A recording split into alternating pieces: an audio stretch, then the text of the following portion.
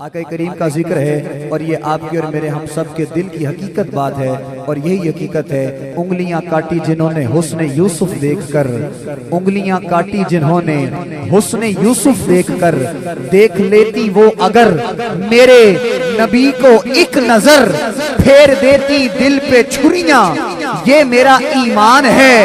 मरहबा मरहबा कितना हसी मेरा नबी सुल्तान है। मरहबा मरहबा कितना हसी मेरा नबी सुल्तान है। वरफ़अना लका ज़िक्रक, ए महबूब हमने आपके जिक्र को आपके लिए बुलंद कर दिया। महबूबे खुदा सैयदो सरवर के बराबर, अरे लाओ तो कोई मेरे पैगंबर के बराबर।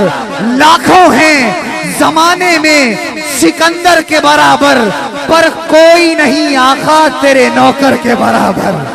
कोई नहीं आका, कोई नहीं आका तेरे नौकर के बराबर। और वो नादान उन्हें अपना सा कहते हैं नियाजी, अरे जाकर कह दो उन नादानों से कि जर्रा नहीं होता कभी गौहर के बराबर। लाओ तो कोई मेरे पैगंबर के बराबर, महबूबे खुदा सैयदो सरवर के बराबर।